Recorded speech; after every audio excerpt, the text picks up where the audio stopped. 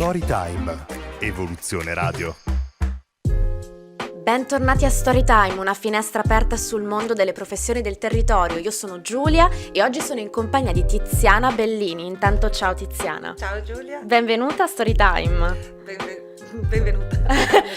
Guarda, per osmosi si dice benvenuta. Comunque lasciamo questa intro e salutiamo tutti gli ascoltatori che ci stanno ascoltando in questo momento. Sei una food blogger e creator digitale. Esatto. Bene, raccontaci questo ruolo e facci entrare nella tua storia culinaria.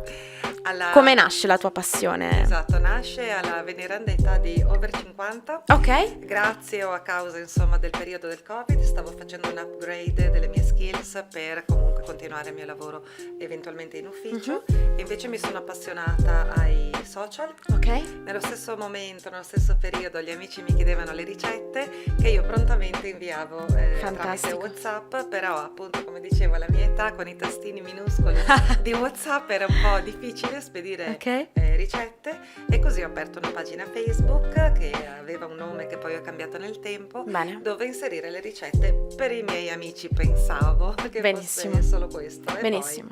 Quindi prima comunque questa tua passione da tanti anni che ce l'hai, quindi Sì, per la cucina. Bruciavo torte già da piccola. Fantastico, sì, certo. ok. Da chi l'hai ereditata?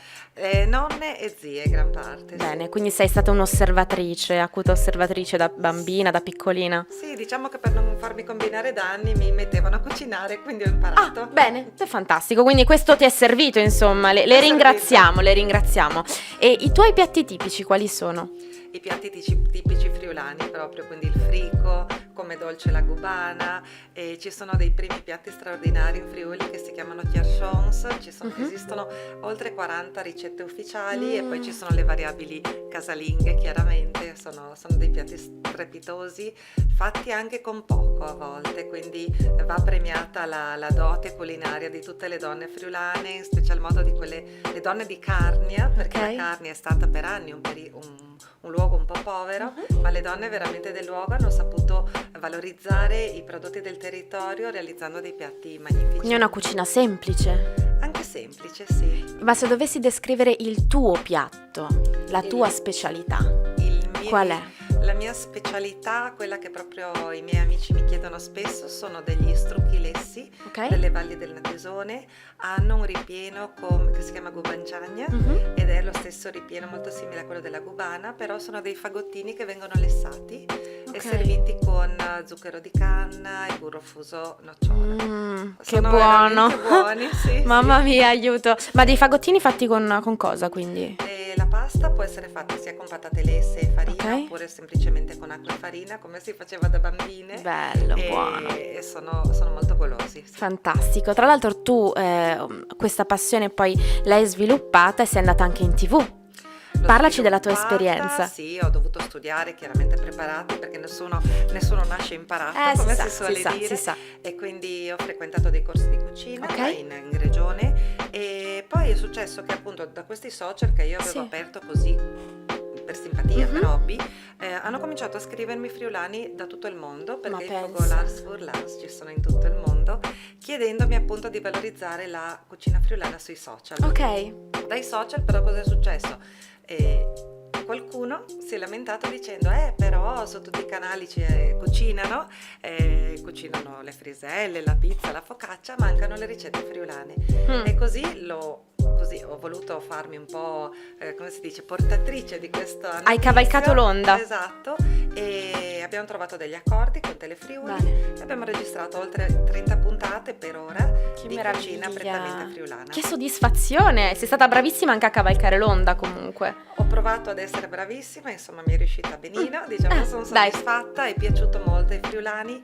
Perché appunto la cucina friulana è ancora un pochino sconosciuta, siamo in alto a destra in Italia e manchiamo un po', in questo. Bene, quindi assolutamente dobbiamo rimediare. Tu hai scritto anche dei libri. Sì, ho scritto 2 libri in friulano, Nono Contimi le tue storie. Eccolo qua. E None Contimi la tua storia, sono delle tracce scritte in lingua friulana con domande che un nipote farebbe ai propri nonni per farsi raccontare la propria storia. Perché succede questo, Giulia? Noi da piccolini veniamo lasciati dai nonni. Lo so benissimo, io sono cresciuta con la nonna, con le sue ricette. Vai a scuola, poi vai alle superiori, gli amici, cominci le amicizie così. Sì.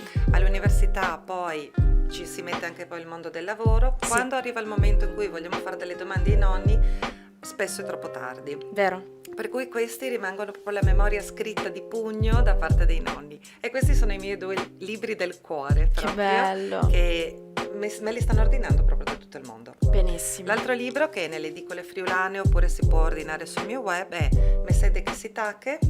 Messede che si tache. Sì. Puoi dirci un attimo il significato? Guarda, tradurlo in italiano gli togli Ok, la poesia, ok. tuttavia mescola, altrimenti s'appiccica. Ok, perfetto. No, perché proprio per me è arabo. Ok. Hai ragione. E questo è proprio il ricettario con le ricette le più iconiche. Meraviglioso. Del Io l'ho sfogliato prima e devo dire che mi è venuta l'acquolina in bocca, quindi assolutamente da tenere in casa e da curiosare e da provare veramente. Sì. Quindi il tuo concetto di cucina, se dovessi descrivercelo, la tua filosofia, qual è? La cucina è il luogo della famiglia, il luogo del cuore, il luogo del calore, dove tramandare le storie di famiglia, dove portare avanti la tradizione, dove chiacchierare delle cose di casa nella maniera più intima, proprio nell'accezione più intima. Abbiamo tutti i contatti anche per addentrarci nella tua cucina e per curiosare un po' la tua storia e le tue ricette. Io ti ringrazio tantissimo per essere stata con noi